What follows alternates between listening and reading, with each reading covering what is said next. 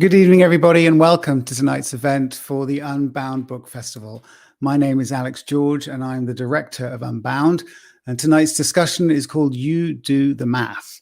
Mathematics may not seem like an obvious topic for a literary festival, but of course, that's precisely why we wanted to do it. This is one of the panels that was cancelled when it was originally scheduled to take place in 2020, and it was cancelled. And when that happened, the programming committee was determined to resurrect it this year, and I'm thrilled that we've been able to do that. Before we get started this evening, I also wanted to tell you that Unbound is out and about in the community, specifically in the parking lot of the United Methodist Church on Elm Street and 10th Street. Every night until the end of the month, you'll be able to see the words of 8 of this year's Unbound poets projected into the night air, accompanied by beautiful animations and art. It really is quite special to watch.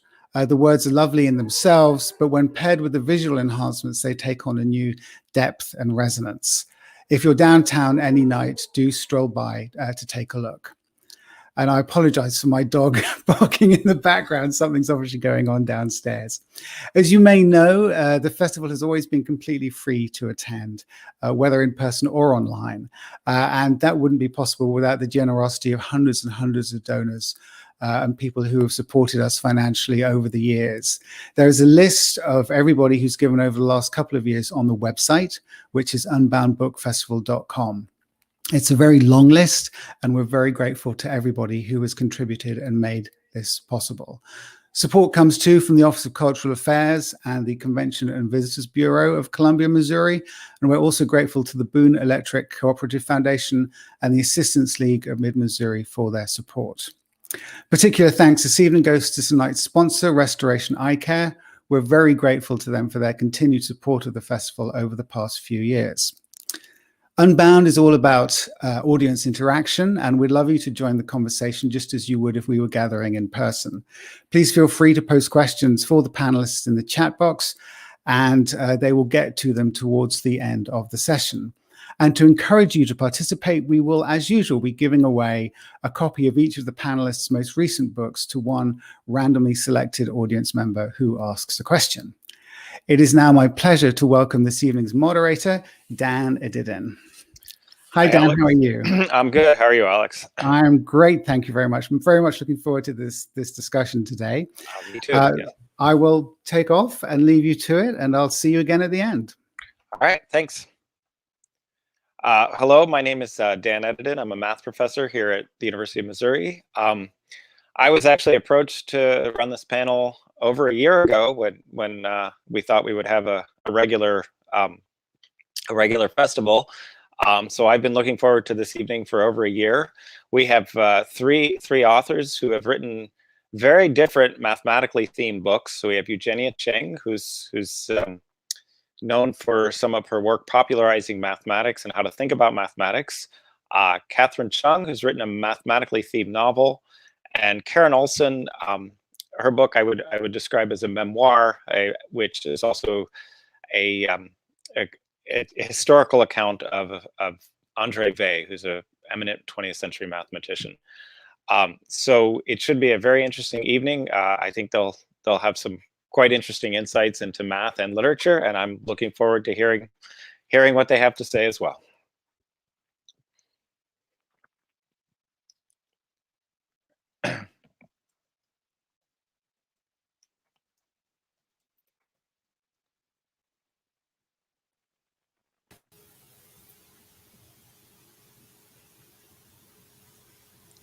All right, so we have our authors on, and so each of our authors is going to read an excerpt from their book. So thank you all for coming. So thank you, Eugenia. Thank you, Catherine, which I see go by Kathy. So thank you, Kathy, and thank you, Karen, for joining us this evening.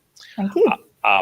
So being a mathematical type, what's the fairest way to decide who gets to go first? Well, we just use alphabetical order. So we could have rolled a 3-sided die, but we went with alphabetical order. So our first author is Eugenia Cheng. just to tell you a little bit about her. So Eugenia Cheng studied mathematics at University of Cambridge in England. She received a PhD in what's called category theory with Professor Martin Hyland. Cheng is the author of a number of books. It seems, in fact, every time I look at her webpage, there's another book out explaining mathematical thought to a general audience. I think her first book on this, she can correct me if I'm wrong, was How to Bake Pie. And there was another book, and then it was followed by Art of Logic. And in addition to her literary work, Cheng is an accomplished mathematician and concert pianist. She has numerous research articles in mathematics. She's held academic positions at University of Chicago, at University of Sheffield in England, and most recently, since I think 2020, is that right? Is that you're scientist in residence at the Art Institute of Chicago, not artist in residence. Tonight, she's going to read from her most recent book, which is called X plus Y, a mathematician's manifesto for rethinking gender. And there you can see it up there on the screen. All right, so we can turn it over to Eugenia. Thank you so much. Being a woman means many things. Many of those things really have nothing at all to do with being a woman. They are contrived, invented, imposed, conditioned, unnecessary, obstructive, damaging, and the effects are felt by everyone, not just women. How can mathematical thinking help? As I am a woman in the male-dominated field of mathematics, I'm often asked about issues of gender. What it's like being so outnumbered, what I think of supposed gender differences in ability, what I think we should do about gender imbalances, how we can find more role models. However, for a long time, I wasn't interested in these questions. While I was making my way up through the academic hierarchy, what interested me was ways of thinking and ways of interacting. When I finally did start thinking about being a woman, the aspect that struck me was, why had I not felt any need to think about it before? And how can we get to a place where nobody else needs to think about it either? I dream of a time when we can all think about character instead of gender, have role models based on character instead of gender, and think about the character types in different fields and walks of life instead of the gender balance. This is rooted in my personal experience as a mathematician, but it extends beyond that to all of my experiences in the workplace beyond mathematics, in general social interactions, and in the world as a whole, which is still dominated by men, not in sheer number as in the mathematical world, but in concentration of power. When I was young, I didn't have any female mathematician role models. There were hardly any female mathematicians in the first place, but also I felt no particular affinity with those I did encounter and no special desire to be like them. I did grow up with strong, high-achieving women around me at all levels, though. My mother, my piano teacher, the headmistress of my school, the UK's Prime Minister, the Queen. I worked hard to be successful, but that success was one that was defined by society. It was about grades, prestigious universities, tenure. I tried to be successful according to the existing structures and a blueprint handed down to me by previous generations of academics. I was, in a sense, successful. I looked successful. I was, in another sense, not successful. I didn't feel successful. I realized that the values marking my apparent success as defined by others were not really my values. So I shifted to finding a way to achieve the things I wanted to achieve according to my values of helping others and contributing to society, rather than according to externally imposed markers of excellence. In the process, I learned things about being a woman and things about being a human that I had steadfastly ignored before. Things about how we humans are holding ourselves back individually, interpersonally, structurally, systemically, in the way we think about gender issues. And the question that always taxes me is, what can I, as a mathematician, contribute? What can I contribute not just from my experience of life as a mathematician, but from mathematics itself. Most writing about gender is from the point of view of sociology, anthropology, biology, psychology, or just outright feminist theory or anti-feminism. Statistics are often involved, for better or for worse. Statistics of gender ratios in different situations, statistics of supposed gender differences, or a lack thereof, in randomized tests, statistics of different levels of achievement in different cultures. Where does pure mathematics come into these discussions? Mathematics is not just about numbers and equations. I've written about this extensively before. Mathematics does start with numbers and equations, both historically and in most education systems, but it expands to encompass much more than that, including the study of shapes, patterns, structures, interactions, relationships. At the heart of all that, pumping the lifeblood of mathematics, is the part of the subject that is a framework for making arguments. This is what holds it all up. That framework consists of the dual disciplines of abstraction and logic. Abstraction is the process of seeing past surface details in a situation to find its core. Abstraction is a starting point for building logical arguments, as those must work at the level of the core rather than at the level of surface details. Mathematics uses these dual disciplines to do many things beyond calculating answers and solving problems. It also illuminates deep structures built by ideas and often hidden in their complexity. It is this aspect of mathematics that I believe can make a contribution to addressing the thorny questions around gender, which are really a complex and nebulous set of ideas hiding many things. Thank you. Thank you very much. So our next reading will be from Kathy, who will read, well, I guess I didn't confirm this, but I assume you'll read from your novel, The Tenth Muse. So let me tell you, so Catherine Chung received a degree in mathematics from the University of Chicago. And following that, she did a stint at the Rand Corporation in Santa Monica, California. And I guess she thought that the weather was too nice, so she went to Cornell for an MFA and then became a writer. Her first novel was called The Forgotten Country, and it received an honorable mention for the Penn Hemingway Award. Tonight, she's going to read from her novel, The Tenth Muse, which tells the tale of a brilliant woman mathematician named, does she ever get a last name? She's always referred to as Catherine. She never gets a last name. Yeah, Catherine's journey of both mathematical and personal discovery. So it received a lot of numerous accolades. And on the cover, which is sort of surprising until you read a lot of the book, you see that it's a finalist for the National Jewish Book Award. And so I won't reveal why it was a finalist for the National Jewish Book Award, because I think that would be a little bit of a spoiler. So I'll turn it over to Kathy for reading. Thank you so much, Dan, and thank you, Eugenia, for that wonderful, charming reading. I know that I need to read your book now. I'll just be reading from the beginning part of my first chapter. Oh, I also feel like I should say, just for the record, that the Catherine in this book, her name is spelled with a K, so totally different from Catherine of the Sea. So chapter 1. There is nothing as intriguing as a locked door, which is why in 1900, when David Hilbert presented the first of his 23 unsolved mathematical problems in his address to the Second International Congress of Mathematicians in Paris, he changed the course of scientific inquiry, and thereby the course of the world. 23 locked doors to beguile the foremost minds of his time. 23 locked doors to stand in front of and circle throughout the century. To this day, 12 of these problems remain unsolved.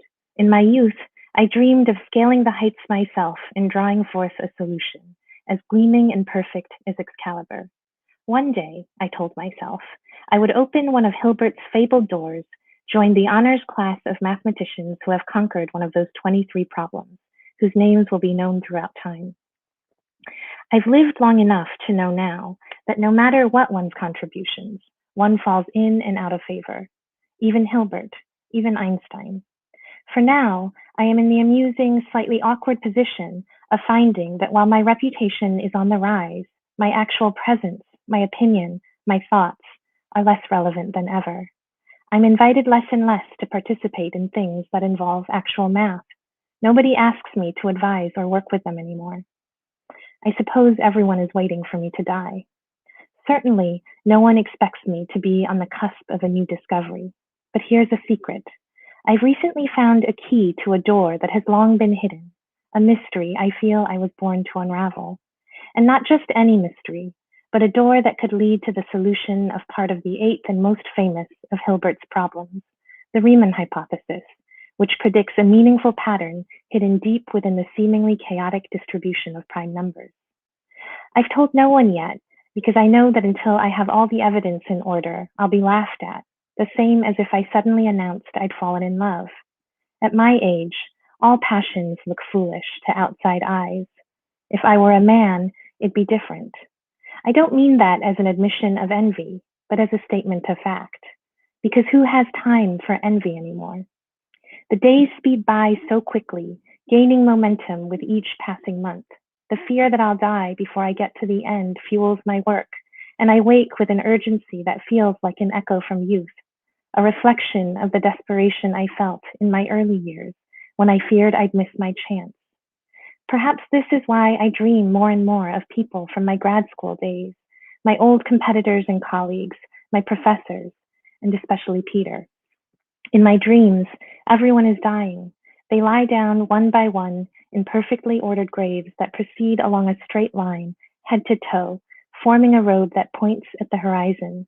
I ask them where this road leads, and each time I ask my question, they smile and reach up to close their own coffins, shut their eyes, and die. Goodbye and good riddance, I'd say, if the dream ended there. But then I notice that the closed coffins have numbers and symbols on them, and the string of them forms an equation strangely familiar to me, one that I know the solution to. So I walk up and down trying to figure it out, whether I should be walking in the direction of the heads or the toes, whether what I need to find is the beginning or the end, until I realize that no matter what, in the line of infinite coffins that stretches out to the ends of the earth, one coffin is missing, and it is mine. And then I know that the missing piece of the formula, the key, is my death, and that I will lose the answer in completing it, and I wake up furious and cursing and filled with a terrible grief. All my life, I've been told to let go as gracefully as possible. What's worse, after all, than a hungry woman, greedy for all that isn't meant to be hers? Still, I resist. In the end, we relinquish everything. I think I'll hold on while I can. That's it. Thank you. Thank you. That was beautiful. Thanks. So our third author is Karen Olsen. Do we want to? Yeah, there we go. Yeah. So hi, Karen. Karen Olsen received an undergraduate degree in math from Harvard before starting her literary career. She's the author of two novels, Waterloo, which was the runner-up for a PEN Hemingway Award for first fiction, and another one called All the Houses. She's written extensively for various literary magazines and served as the editor for Texas Monthly. And if you go to her website, you can see a lot of her essays that she's written, and they're some quite amusing ones. But tonight she's going to talk about her recent book, which is called The Weil Conjectures. It's a little hard to describe this book because it's a combination of a memoir and I guess what I would call a fictionalized biography of the mathematician André Weil and probably his more famous sister, the philosopher Simone Weil. So I'll turn it over to you, Karen, for reading from. Well, thank you, and thank you to the two other panelists. Those were wonderful readings. As Dan said, this is a sort of a hybrid book, and it proceeds in short sections that are alternately about André Weil, about Simone Weil, about my own experience studying math, and about some of the history of math that I weave together. And it was very fun to write that way. It's very hard to read that way and have it be intelligible, I think. So I'm just going to read a very short section about André Weil, who was a French mathematician of the 20th century. And right after when he was still working on his doctorate, actually, he went to India to teach at a new university there. And he, while he was there, he had an insight into a problem that he was trying to solve. And I'm going to read a passage about about this moment. What Andre most desires during those long nights in India is to set his own head spinning. He once, during a stay in Germany, entered a mathematical fugue state that lasted for hours and lit the way for his dissertation, but he doesn't know whether it will ever happen again. Every mathematician worthy of the name, he'll write in his memoir, has experienced, if only rarely, the state of lucid exaltation in which one thought succeeds another as if miraculously, and in which the unconscious, however one interprets this word, seems to play a role. At last comes the spark, a new idea about certain functions of several complex variables. It hits him on his rooftop bed as he is half asleep, a silk-threaded structure spinning its way out from a worm in his mind, and shocks him awake. He rolls onto his stomach and gropes for the timetable, wanting the stub of pencil he had tucked between its pages. The pencil rolls away, and now he is down on his knees, patting the tiles ever so gently in hopes of finding the pencil and not a scorpion. At last, there it is, and he starts to write over the schedule of the Delhi-Calcutta line. His ideas arrive as clear and bright as the sky. There are roots among the stars he never noticed before. It's as though he doesn't have to produce the thoughts any longer. They are simply supplied to him, and he is the scribe who turns them into symbols. His mind has been raised, and there are barely any words in it. Only gratitude, only functions. Does the value lie in what he's writing down, or in this moment of lucid exaltation itself, this obscure bliss? Could it be a new porthole on reality, the theorem that is taking form? Or is it better considered as a kind of access to the innermost architecture of thought? An infinitely nested diagram unfolding itself. Arguments and computations, functions suspended between floating fields of numbers. Cool flames, the mathematician's early harvests. Thank you. Thank you. That's a great passage, and actually, I was reminded. It almost sounds like something biblical, like he's an Old Testament prophet getting the voice of the Lord or something like that. Right? So, okay. So I've prepared a number of questions, and so I'm going to go through them. But I've written in them some order, but hopefully the conversation will take a life of its own. So I'm going to start with a real simple one, and for each of my questions, I've designated the person I want to answer first, but after that, we can just go from there. So this is an obvious question. You all are mathematicians. You studied math, and so what brought you to math? What was it about math that made you decide you wanted to study it? And I'm gonna start with Kathy on this one. So actually, it was a real surprise to me when I started studying math in college. I had thought that I hated it. In high school, I didn't take it after my freshman year. So there was like a 3-year gap between high school and college. And then when I got to college, I really fell into it in this random way. A boy told me that there was this class called real number analysis.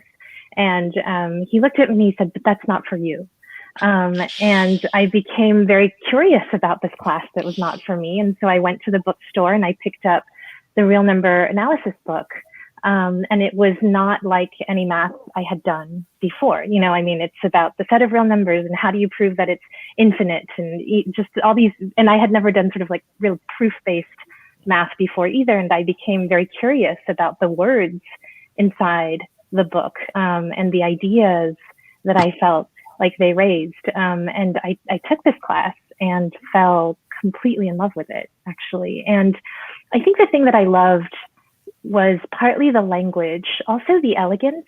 I wanted to be a poet at the time, actually. And proofs reminded me of poetry, the way that they're so stripped down and they try to say as much as possible in sort of the most elegant possible way. There was a real commitment to beauty, I guess, that I appreciated. All right, well, thanks. Somebody want to go next? Eugenia, I guess you have the most traditional math background, right? So I really want to do what I'm not supposed to do, which you're asking a specific question, but I'm just dying to pick up on what Kathy just told us. Please. Yeah, no. I mean, this is just the starting point. So yeah, because I love that story. And was that at the University of Chicago?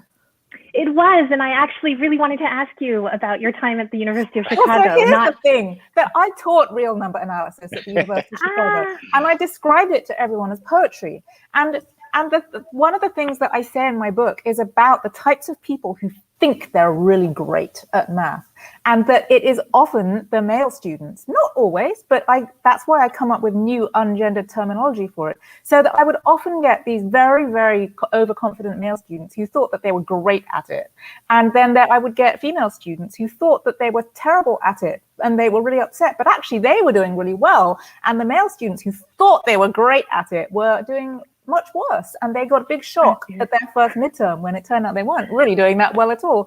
And so I wonder if that person felt the need to pose and say, oh, well, this isn't for you, and then it probably turned out that it actually wasn't. In my imagination, it turns out it wasn't for him at all, and it wasn't for him. Yeah, see. So that is just, I just loved that story because of that. I will now answer your question, which is that I was always drawn to math because it answered all the questions for me, because I was that toddler who never stopped asking why all the time. And every time I asked why, I wanted to know more why. And I was very lucky because my mother showed me really fun things about math from when I was little, so that I felt that it was poetry and felt that it was more fun than the kind of rigmarole that we had to go through at school to pass all these tests. And I kind of knew that there was, if I could just make it through all those tests, then there was going to be something really fantastic afterwards. And so I fully understand when people get put off it by the endless, repetitive, less interesting and unimaginative parts of math in school, because I would have been, had it not been for my mother showing me these fun, fantastic, cool things in the background. And that's why I decided I wanted to be that for everybody, because most people don't have a mother who will tell them those things. And that's why I wanted to be that for everybody who doesn't, and to try and show them that they too can hang on, maybe, and maybe eventually we can reform the entire education system so that you don't have to wait until you get there. But I waited, and I went through many phases where I couldn't stand math class, but I knew there was something better waiting for me. And there it was finally when I got to category theory.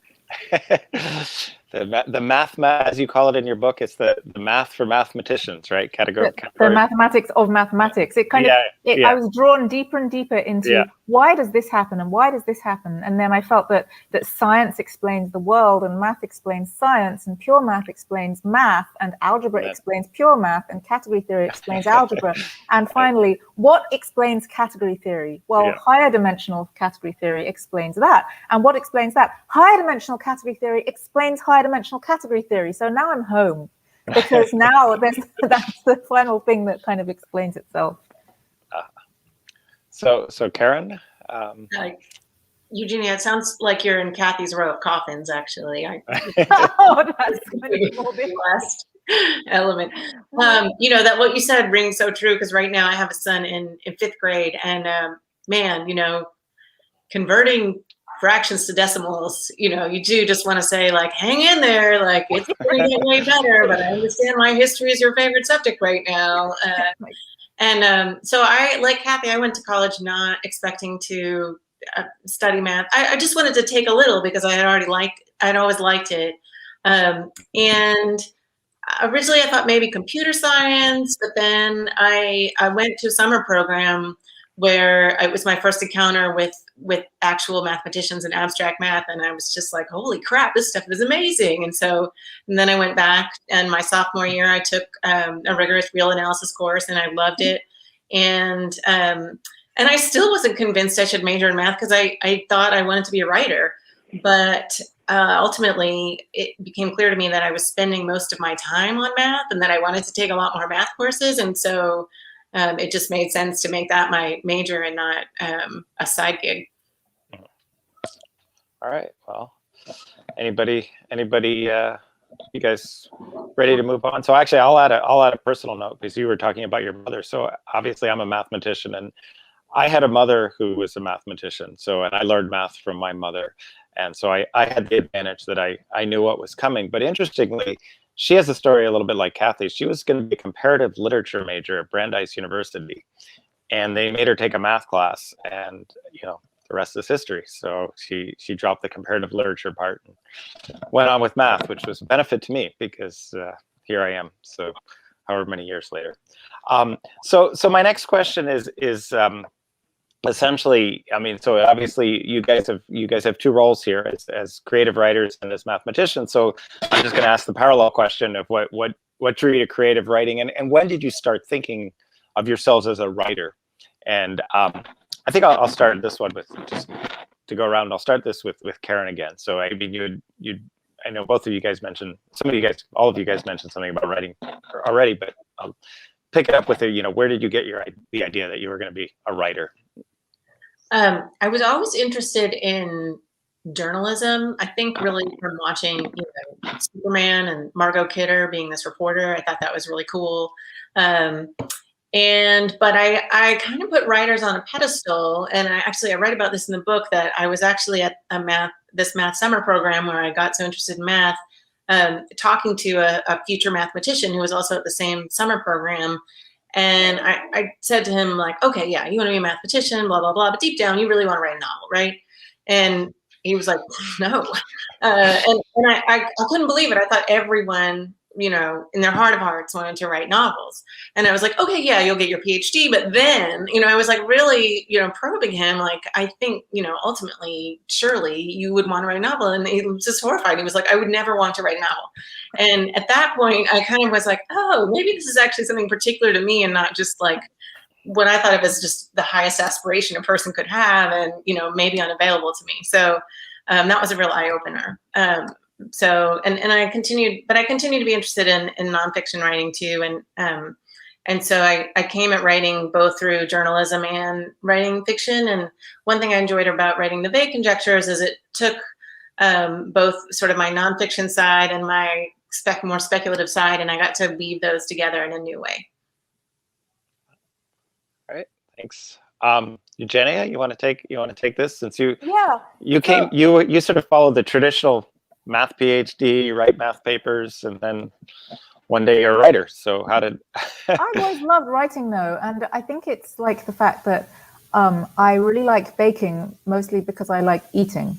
And I really love reading, and I've always been a very, very voracious reader. And I was not the kind of child who just did math in my spare time all the time. I didn't even think of math in my spare time, really. I liked math, but in my spare time, I played the piano and I read tons and tons of books.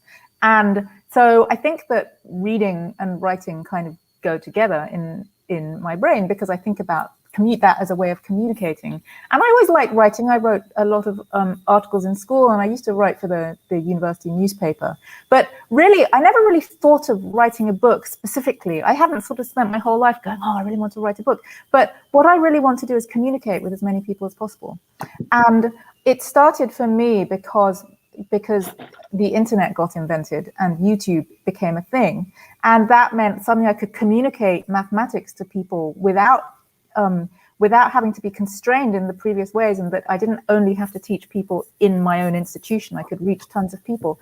And then it became a kind of, well, if I write a book, then I could reach even more people like that. And so it was just about reaching more people. And if my books, sometimes I love it when people say that reading my books feels like sitting down and just kind of having a chat with me over a drink, because I really just imagine that I'm having a chat with someone and I just transcribe. One of the most useful things I learned, my mother got me a book to learn how to touch type when I was 11. So I type really fast. And so I just imagine I'm having a conversation with someone. I just sort of transcribe the entire conversation. And then somehow it turns into a book with the help of amazing editors, I suppose. So that for me, it's really about forms of communication. And so I know that there are some writers who really like writing, and that's how they want to communicate. And so they don't necessarily like talking and doing panels and doing presentations, but I like all the forms of communication. And so I love talking to people. And in a way, if my book is a starting point so that I can then go and talk to more people about this stuff, then that's what really drives me in the end. So if you had been in Karen's summer program, you would have also told her that, no, you didn't want to write a novel when you grew up, right? I don't know that I've ever thought of writing. And the thing is that I was so excited to read Kathy's amazing book, because it was kind of, if I had an idea of writing a novel in my head, it was kind of like that, a novel about mathematicians, that sort of, where the novel, without wanting to give too much away, where the novel kind of is a math proof as well as being about math proofs. And but I don't know how to do it. So I'm glad you did it. So Kathy, why don't you finish this up? I mean, obviously you mentioned you went to college, you wanted to be a poet, so it sounds like you've always had aspiration to writing. Yeah. You know, I know exactly when it happened. I think when I was 7 years old in second grade, I wrote my first haiku. And I knew right then that it was the only thing I wanted to do with my life. It's funny because you said, when did you start to feel like a writer? I don't know that as an identity I have ever felt like a writer. I don't know that I do now. But I feel like from the time I was 7, it was like my most secret, most precious sort of wish that I would get to do this with my time. I think that I just recognize sort of maybe the power of being able to shape an idea. Which is quite similar to math in a way. It is actually, I think, so similar to math. I think it is what I fell in love with. Converses of each other, because Kathy and Karen always wanted to be writers and kind of fell into math along the way, and I kind of always wanted to be a mathematician and sort of fell into writing along the way. But maybe it's all the same thing. I mean, we make these boundaries between things.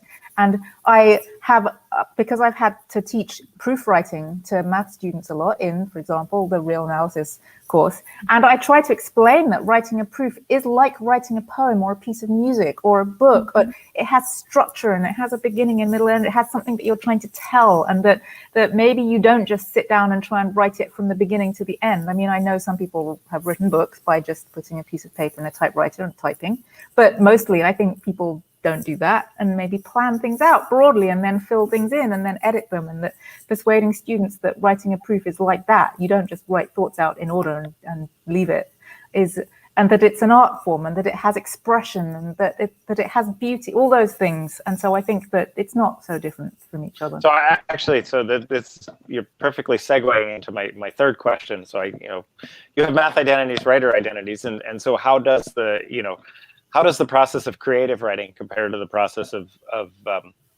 writing or doing mathematics? And I guess you've in some sense answered that question for yourself anyway. That it's not that different, I guess is. But it's interesting because I've always in my fantasy I've written a great American novel. I know how to write a math paper, but I have no idea absolutely how to write a novel or any other kind of creative writing. So there is something different, obviously, to creative writing, because I can prove a theorem and I can write the proof of a theorem, but it's still a very different thing. So I don't think that means it's different, because I could prove a theorem in category theory. I can't prove a theorem in number theory, but that's still math. Fair enough. Yeah. So, but I mean, I'd like to hear. So, I mean, you guys have, you guys have proved theorems or seen proofs of theorems, and how do you feel that mathematical writing style differs from the creative writing in your mind, or if it doesn't differ? I mean, or if it is one of the same. Who would you like to go first? Why don't we have Kathy go first, and then put her in the hot seat. Yeah. I feel like I never really did math at like a high enough level to feel very confident in whatever my answer is gonna be. But I feel like in math, or maybe I'll say it this way. I think in writing, there's like a little bit more room to cheat.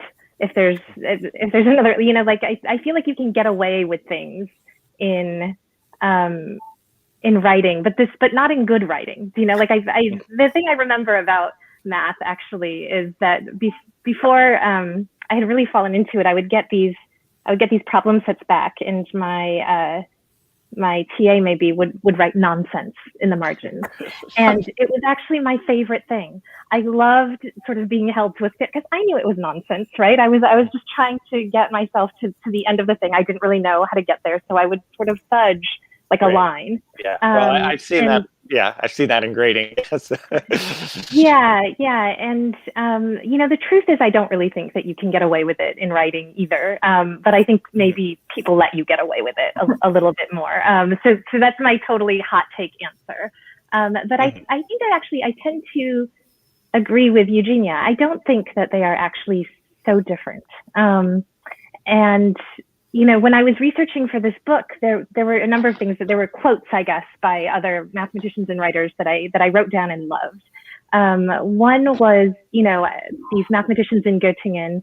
I forget the name, but one of them left mathematics to write a novel, and the other mathematician said, "Oh, I feel like everything I'm saying is dragging writing," which is not how I feel at all. But the other mathematicians, because they were mathematicians, said, "Oh, he just didn't have enough imagination to be a mathematician." And I loved it because I guess I feel like in the world, people think, non-mathematicians, but people think that mathematics is not a creative, imaginative, sort of beautiful thing. Yeah, and it made me sort of sit up, and it kind of drove home something that I've always felt, which is that, in fact, it is an incredibly beautiful, creative, sort of like artistic impulse that makes you do sort of higher level math.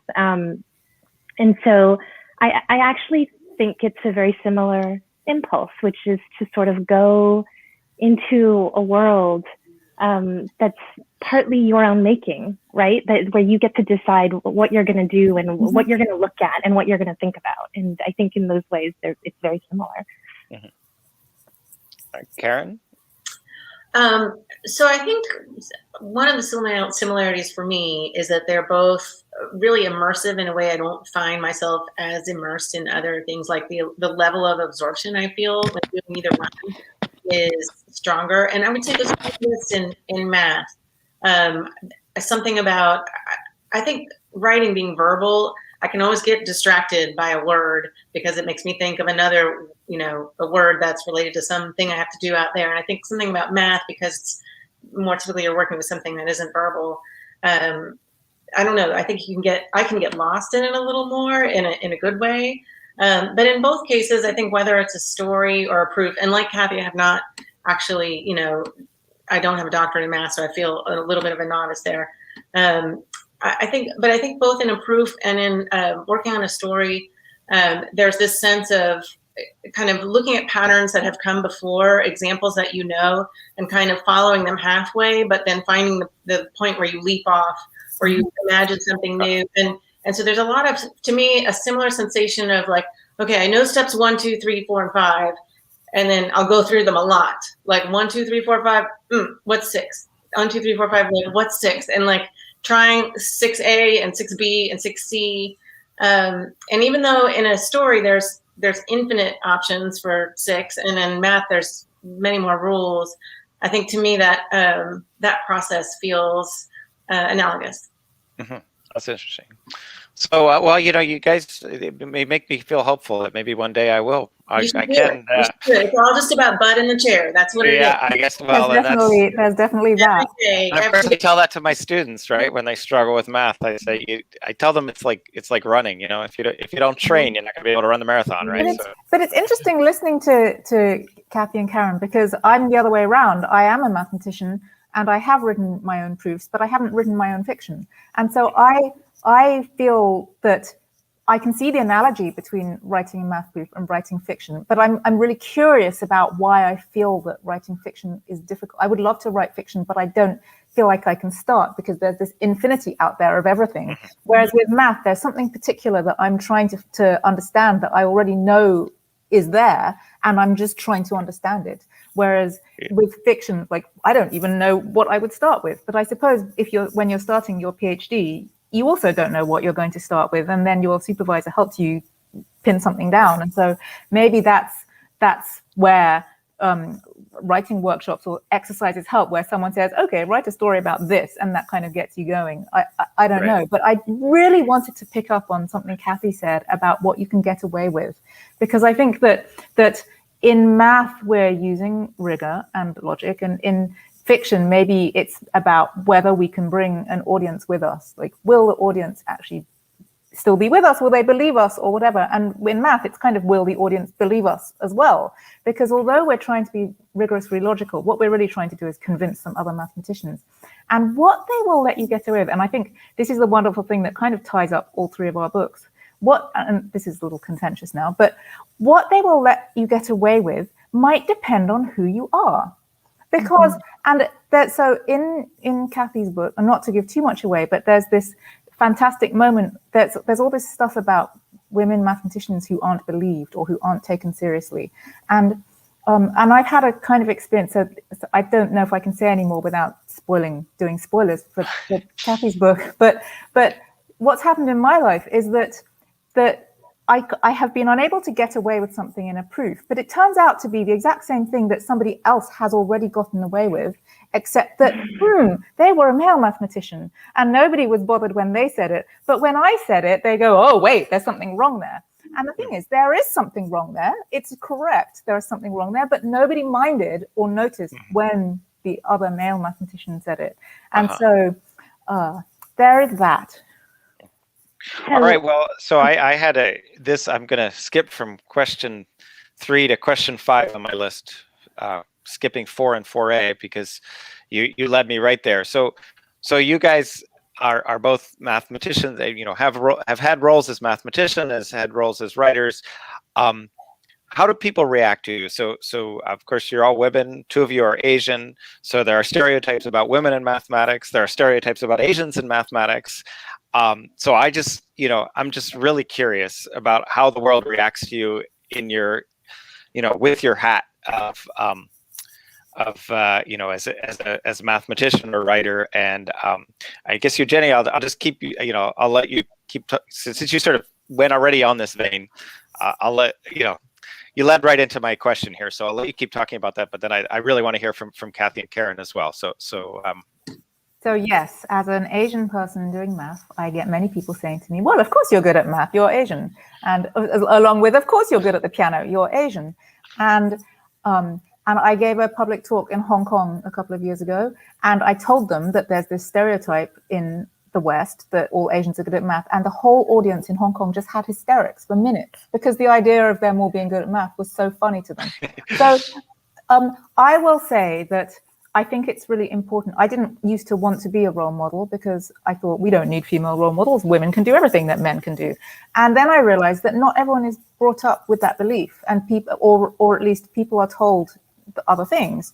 And there are negative stereotypes, which are worse than positive stereotypes. And so if Black and Latinx and Native people have the negative stereotype that they won't be able to do math, that is more harmful than the positive one, assuming that you can do it. But all stereotypes are harmful because they treat people as a monolith. And so I get upset and feel that my hard work as a mathematician is negated by someone saying, oh, well, of course you're good at math, you're Asian. But I would also like to acknowledge that there is a sense in which I am feeding into that stereotype by putting myself out here. Although I also think I'm strongly going against the stereotype of it being older white men. No offense, Dan, but white men who... Well, the older part, I'm going to... Well, you can take offense with that. But at the same time, I think I'm going against another stereotype in which Asian women are not expected to put themselves forward, to have an opinion, to be forthright, to be in the public eye. They're supposed to be demure and submissive and in the background. And I think it's important to know that I am going against that stereotype. All right. Kathy? Sure. So, it was interesting to me when I started writing this novel because I was really excited. I was reading about these women mathematicians in history. I thought their stories were so incredible, and people would ask me, what's this next book that you're writing? And I would say, I'm writing about this woman mathematician. And I got just such a negative response. I mean, I realized nobody wants to read a novel about mathematicians.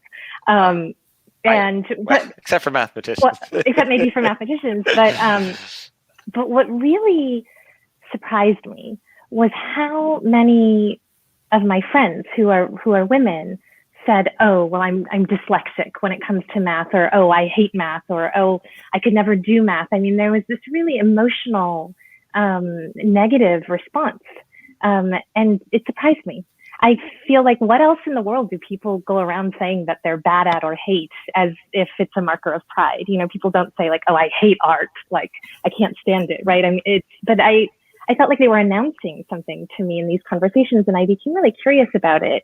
And after the book came out, women would come up to me at these events, and they would say, you know, I realized as I was reading your book that I've always thought I've always thought that I was bad at math. You know, I grew up thinking I was terrible at math, but I realized looking back that I always got A's. And I don't know where this sense that I was so bad at it came from. Right? And then, and then, you know, there were other women who would say things like, you know, I tested into the highest math classes and my teachers told me to take, you know, home economics or accounting instead of these other classes.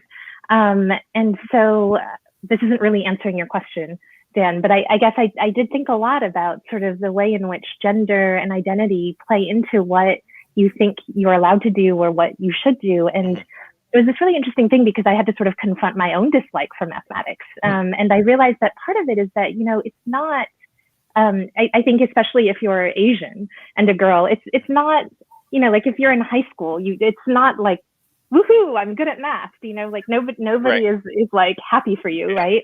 But I had this conversation with my mother because I did this weird thing where in middle school, I took 4 years of high school math in 2 years.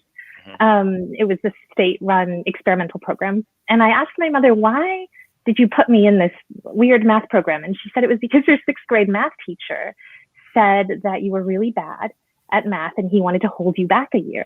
And she said, but you had tested into this other math program. And so like our options were either you repeat 6th grade math or you take 4 years of high school math starting 7th grade, which so we decided that, you know, we didn't want to hold you back. So we put you in this accelerated program. And I thought a lot about that. Like I felt like that weird tension between these two totally opposite stories explains to me my entire experience with mathematics. You know, I was definitely not encouraged, right? Like I always had the sense that I was bad at it. And right. Yet there were these weird things that I couldn't quite explain, like the fact that I was in this accelerated math program. And I feel like that is often the experience of women, right? That what's actually happening to them in their lives doesn't fit in with the narrative that other people want them to be in. Yeah. So let me just follow up, and I'll get to Karen in just a second. But actually, I mean, they're both great. So when you became, you know, you went and you studied in a formal writing program and an MFA program. So you sort of transitioned from the sort of wonky math world to an MFA. So how did people react to you in the MFA program when you told them you were a math major? You know, writers are such a motley crew. I mean, like, you know, writers are made up of everybody. So I think that they were, you know, it was unexpected. But I think my creative writing program, there were 4 people in my entering class, you know, a fiction writer. So it's not like there were 50. So 25% of the entering class was mathematicians. So I guess exactly. And we'd all had such different, really profoundly different experiences. You know, it wasn't like I was different. You know, like it wasn't like I was so different from them, except that we were all different from one another. But yeah. So they were fine with it, I guess. Yeah. So it sounds like actually what I'm getting is, and actually it's one of the questions that I have, and actually maybe I can take this with Karen as sort of leading into the next question. So there's mathematics and there's mathematical culture, and mathematics, it sounds like it has much more of a monolithic culture than writing does, because like you said, writers can be anybody, but there is definitely a culture of mathematics, and you guys explore this in your books, right? I mean, there's no question, right? There's somehow, you know, it's a little bit like there's this hierarchy, right, of who's, you know, we think of the best mathematicians. We even have this, and of course we do that, we're writers, but I think it's too diverse. And on the other hand, I think that, you know, and Karen, I'm going to, you know, like this was a question that I wanted you to answer first, so I'll just lead right into it. Is I would say that you also have certain you express a certain ambivalence towards Andre Vey, sort of as a person, right? And so, that and of course you have a character in your novel, Kathy, that also behaves in a pretty reprehensible way, and without being a spoiler, well, it's Carl Meisner, right? So I guess if people haven't read the book, they can eventually find out, right? That so the question is, and they're both, Vey was kind of not the nicest guy in the world. I mean, this is something that, comes out in Karen's book, but it's not a secret either. And so the question is, how much is it the culture of mathematics that does the culture of mathematics itself lead to people behaving in less than ideal ways, or is it just human nature, right? So is there a dark side to the culture of mathematics? So I'll let Karen go with this one, because I feel like your book explored really the cultural aspect. That's a really hard question. I mean, because I think that, there's also a lot about the culture of, kind of haute bourgeoisie France in the century, and the culture of 20th century male academia. So it's hard to kind of single out math as kind of driving his behavior. But I would say more, and he wasn't. I mean, there's worse behaviors than Andre Vey. I think he was just very impatient and did not tolerate fools and could be harsh. And I think maybe, I guess my impression of the culture of mathematics is that he didn't suffer for it. It could reward that behavior, or at least not penalize that behavior, because, it rewards, or did reward, kind of a, monomaniacal attention to math. Right. Kind of like, don't bother me, I'm doing math. And my math is so important that it doesn't matter that there's a world war about to start or starting. Right. I think so. To some extent, I think academia has always rewarded obsessives, and it's one reason I am not. I always felt I couldn't be an academic because I was too, non-obsessive or interested in a lot of things at once. But I think math may be particularly that way. Yeah, well, I have a friend from graduate school who's actually a very eminent mathematician now, and he once said there's something. So he's been extremely successful, and but he said there's something slightly fascistic about math culture, right? So that it's just sort of like, it's all in pursuit of this, and you sort of forget humanity to a certain degree. And I will say that like in college, I remember, not just math, but my boyfriend was a physics major. I think in those hard sciences, there was this kind of like, we're gonna like get some Mountain Dews and stay up all night in the science center, like we're gonna like crush this problem set. But like, who ever hear an English major saying anything like that? They were like going to a party and not the science center with their Mountain Dews to, So here's the thing, it doesn't have to be like that. And sure. I don't think it's even good that it is like that. And that's basically what my whole book is about. And one of the things that I thought was fantastic tie-in with Karen's book is where you talk about how Hausdorff said that there's men and middlers and mothers. And apart from the obviously idiotic idea that the opposite of a man is a mother, but then that there should be some kind of gender in the middle.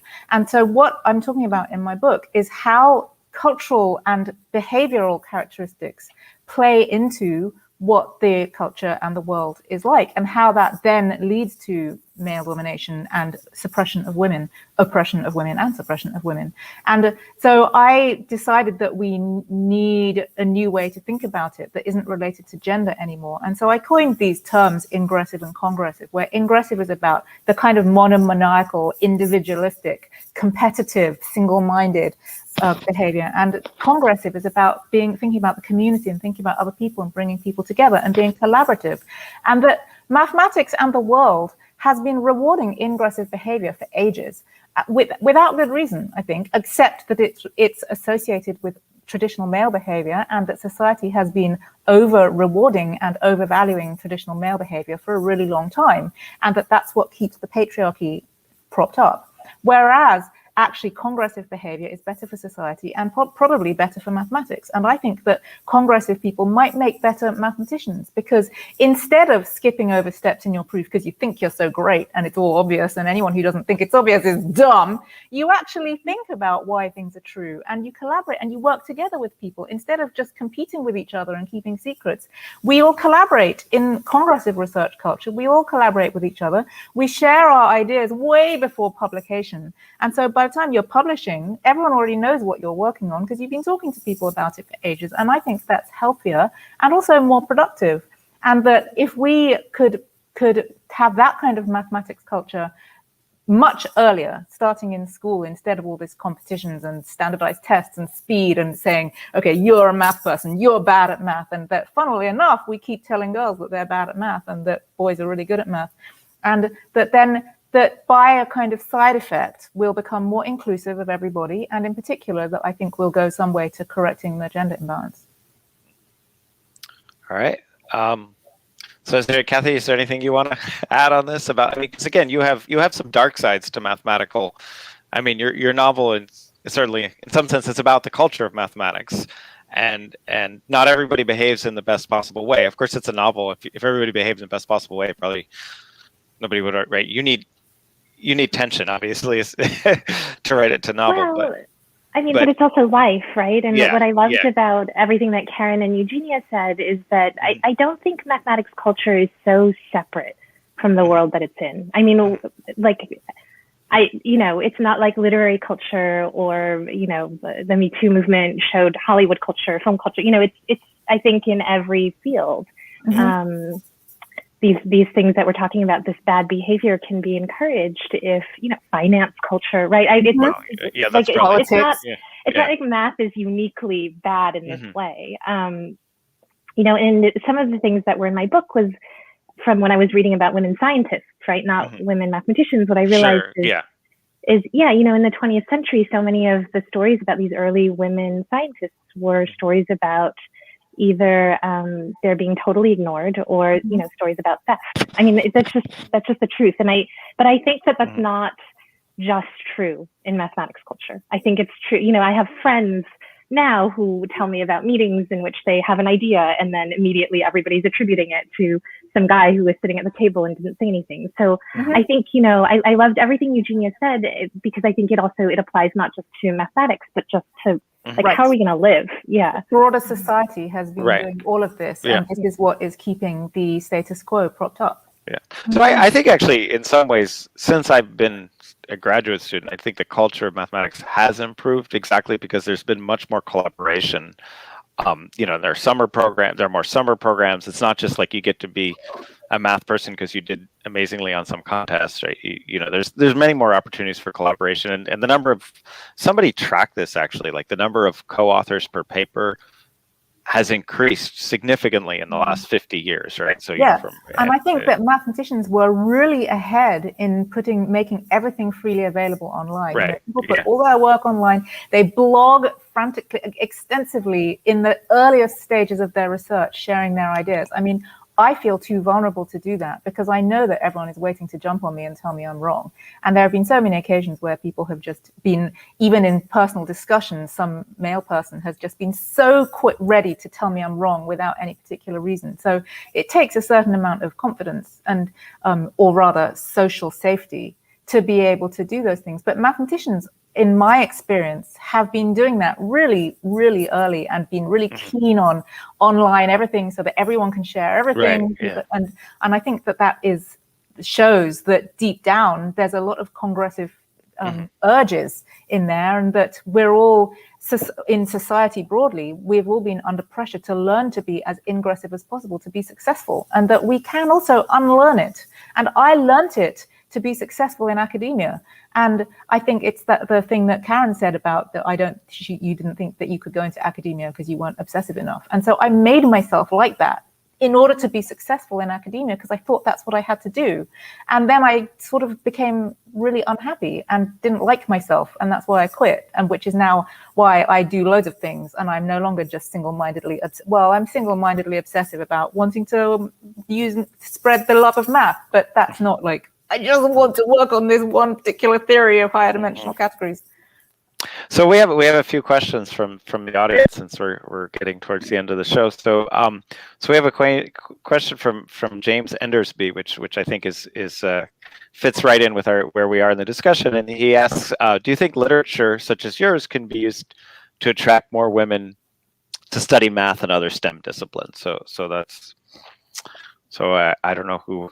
I guess Eugenia, you've been talking a lot, so maybe we'll turn it over. Maybe we'll have Karen take a stab at this one. So, I mean, I think of the book in kind of an opposite way, because I did, and kind of going back to one of the questions you'd asked earlier, how do people react to you? I mean, I think living in the world of, mostly of writers and journalists, people do ask me when they find out I studied math. I mean, not so much now because it's out there, but before, it was something that would sort of come up after a while of somebody knowing me, and then I might mention that I'd studied math in college, and they would just, like, you did? Like, why? Why would you study that? And so I think in a way this book was an attempt to write an answer to that question for people who did not want to, go through a proof or really hear about theorems. I wanted to try to explain something about it to that group of people. So I was really trying to do the opposite thing than to, attract, people to STEM fields. But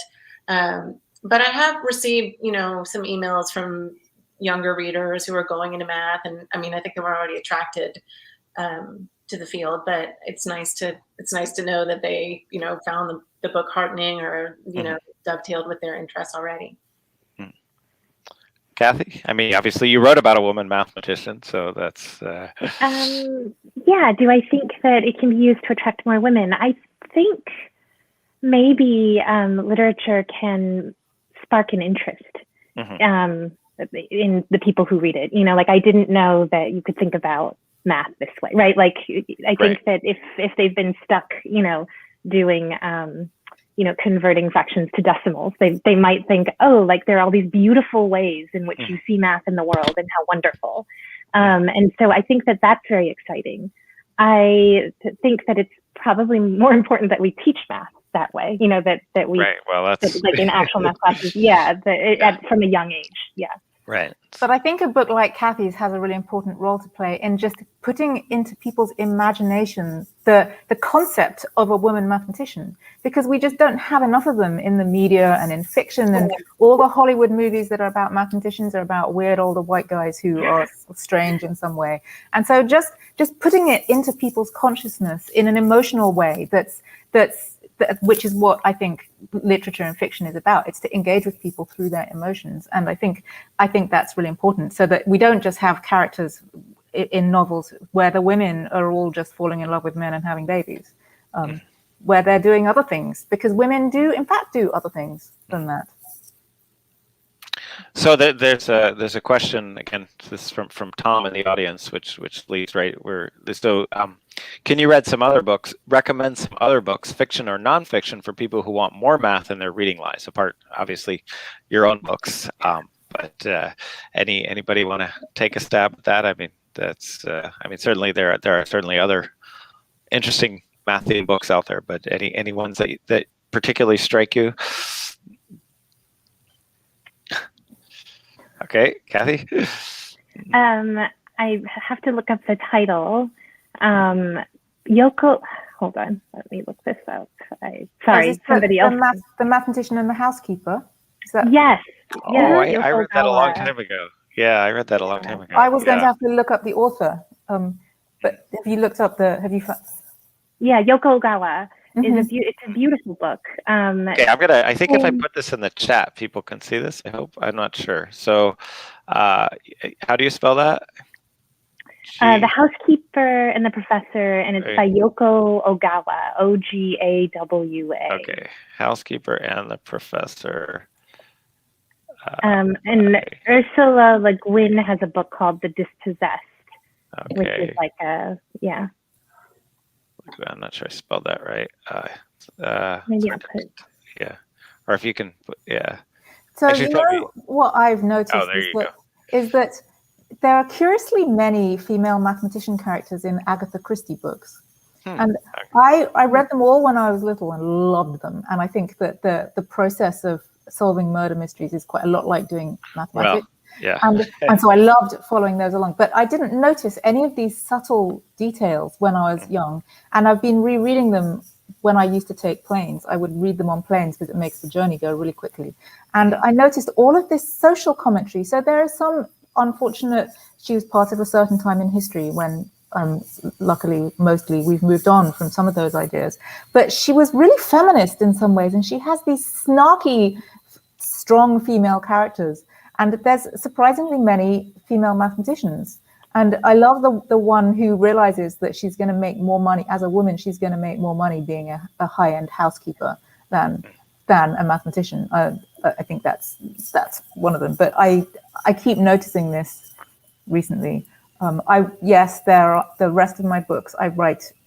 Everything I write is to try and show that math doesn't have to be that ingressive, repeatedly turning fractions into decimals thing that is unfortunately often what happens. Another book I love that has mathematical themes is Miss Miller's Feeling for Snow by Peter, I don't know how to pronounce his last name.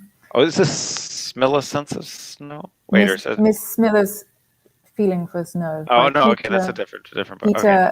Yeah. Hoeg with Yeah. He's it's like the empty set, right? Simple. Right? Yeah. Yeah. So so we have actually a question that's actually, it's from Tanya Christensen, who Truth in Advertising is my wife, but she's in a different room, so I didn't like coax her on this. So she asks, can you tell us something about the research process in preparing these math-related books? I mean, certainly I know, Kathy, you covered so much, right? I mean, you covered a huge amount of historical epoch, and I was actually, my wife and I were both graduate students at MIT, and you know, it felt like you'd been there too, right? And so I don't know, did you actually go there, or did you just read? Yeah. So yeah, tell us some about the. I just read every single book I could get my hands on about mathematics, about the history of mathematics during the time period I was interested in, about women scientists, about women academics, you know, just basically anything that seemed like it could have any connection to any of the things that I was writing about. Actually, I was wishing that I had Karen's book and Eugenia's book to read while I was doing research, because I feel like it would have really propped me up. You know, the one sort of research piece that was sort of I don't know, like the keystone for me was meeting an actual woman mathematician. Eugenia said, you know, we don't know about them. Right. And even though I was reading all these histories, I had never really met a woman mathematician who was doing it. You know, when I was at University of Chicago, actually, I did not have a single woman as a professor or TA. And what kind of shocked me while I was reading this book is that I had never noticed that I had never had a woman as a TA or a professor. And so I met this woman at the Institute for Advanced Study in Princeton, and I went to this talk on black holes, and this woman across the room, who was about the same age as my narrator, raised her hand, and she said, "Oh, you know, back in the 60s, before we called them black holes, and I was working on this topology question, and I just looked over, and I thought, I have to know her." And she told me stories about, you know, her life and coming up and the things that she came up against and the choices that she made. And I realized that part of what had been holding me back until that moment was that my imagination, even though I knew what I wanted to write, didn't feel animated until I had met a real person in real life. Like, it suddenly sort of like opened up the world of possibilities and what I felt free to imagine for myself. So I'm going to sit here for 1 second because my computer is running out of batteries and I did not prepare. Okay, all right.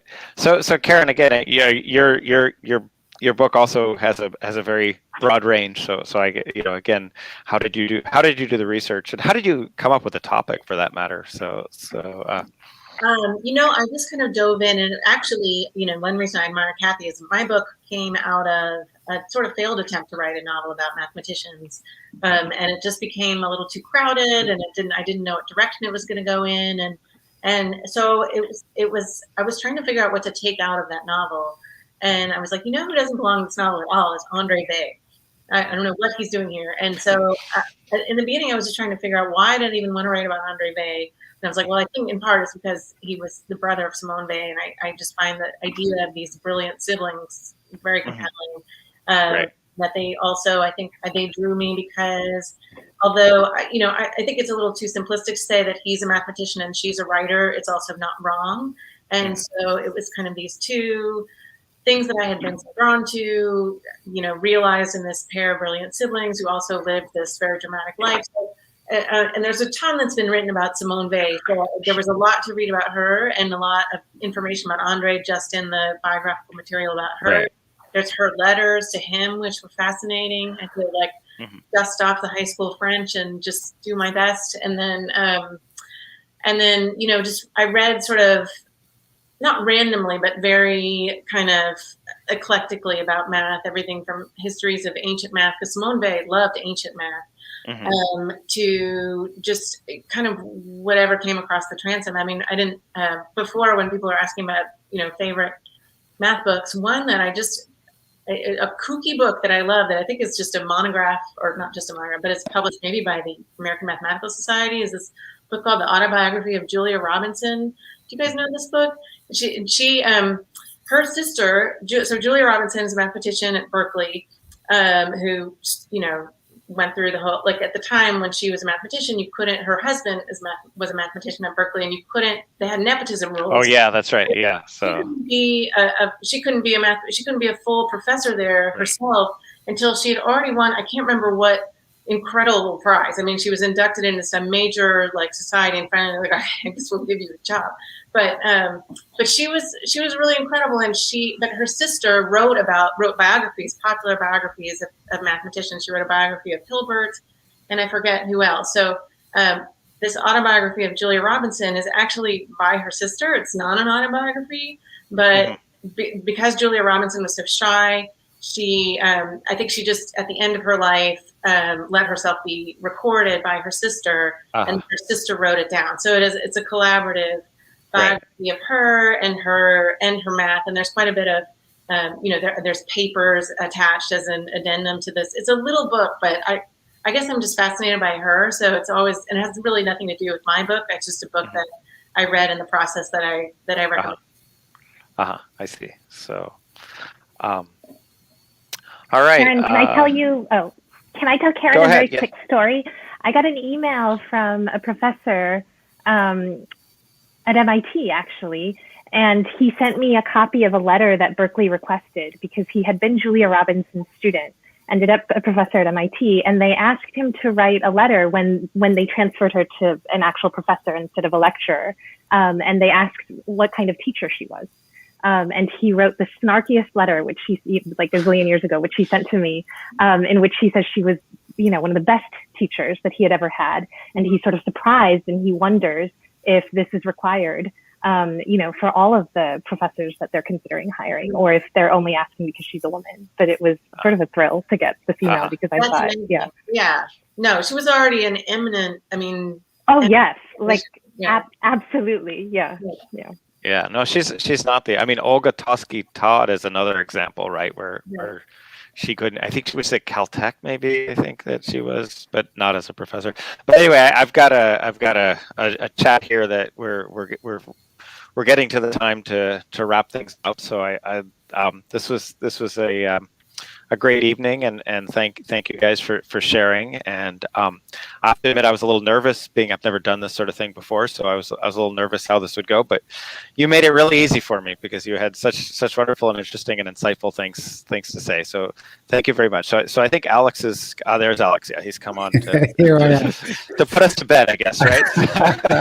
What a wonderful discussion! Thank you all so much. That was absolutely fascinating.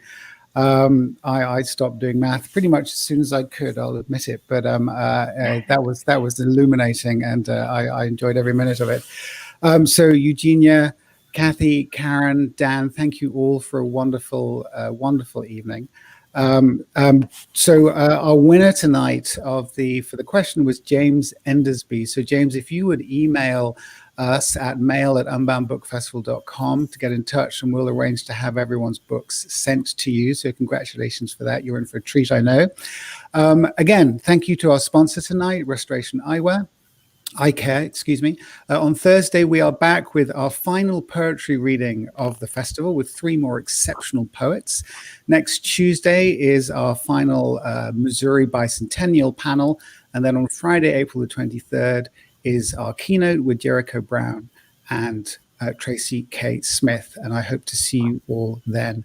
Thank you again for a wonderful night. Thank you for watching. Enjoy the rest of your evening.